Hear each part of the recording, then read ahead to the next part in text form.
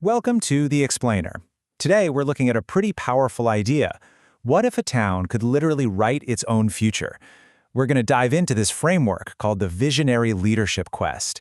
It's basically a plan for how any community can build its strength from the inside out.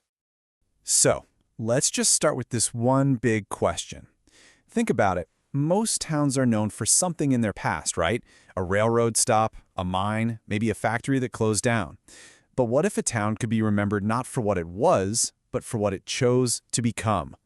And that question, well, it leads us to this really cool concept, the origin story town. It's this chance for one community to say, you know what, we're going to be the first to try this, to write a totally new chapter for itself, and become a living, breathing example of what's possible. So you might be asking, how does a town actually do this? Well, it's not just a nice slogan, it's a real, tangible, shared experience. The whole process is set up like a community-wide quest that weaves together storytelling, learning practical skills, and getting people really involved. Let's look at how it works.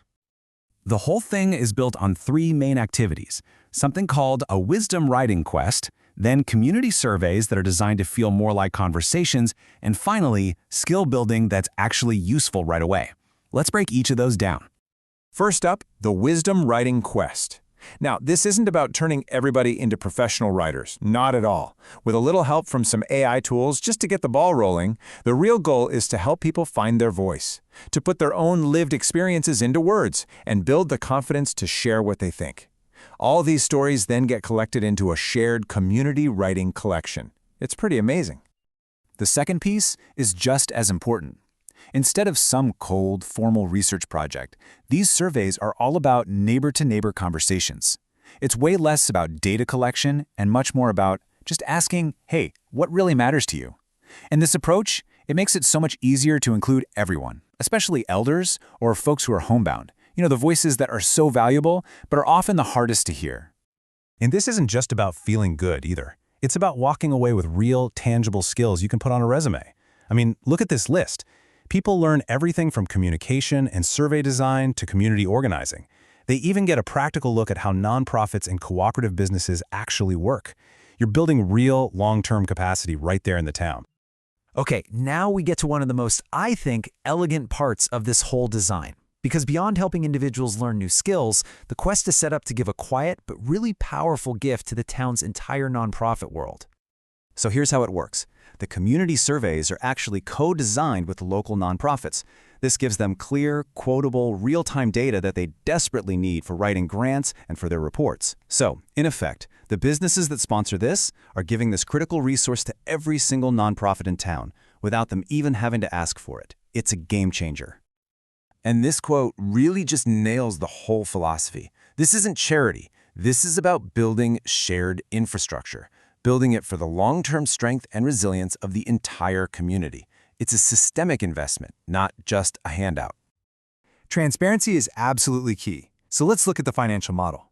It's designed to be super simple and direct. As you can see, 50% goes to support the professional facilitation that's needed to guide the whole process.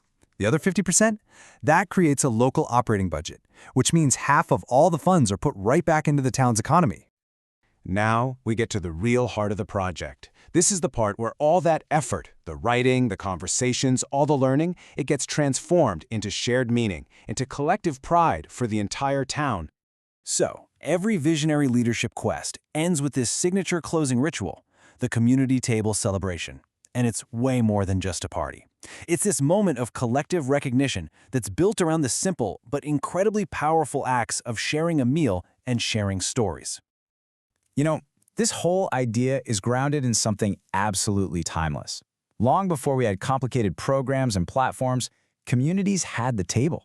It was a place to gather, to listen, to make sense of things together. This celebration is all about restoring that simple, essential act of just coming together to remember who you are as a community. So what actually goes on at the community table? Well, there's a public reading from that community writing collection we talked about earlier. It's also a big thank you party to honor everyone who sponsored and contributed. And, of course, it's an open invitation, with food that really signals genuine care and generosity for everybody there. And that brings us to the final piece of this whole thing, an invitation for one community and its local leaders to be the very first to step up and embrace this vision. The way sponsorship is set up is designed so that lots of people can get involved. There are a few limited $1,000 cornerstone opportunities to really anchor the project. But then there's a $150 community sponsor level, which makes it really accessible for local businesses, farms, and ranches to all be a part of the story. And what does it take to make all this happen? The entire 3-month quest cycle, everything, from the very first conversation to the final community table celebration, is made possible by a total funding goal of just $10,000. So the crucial question is still out there. Every great story, every model that's worth anything, it has to start somewhere. It needs a first town. It needs a first group of leaders to stand up and just say yes. This is an invitation to be that beginning. And the only question left is, who's going to be first?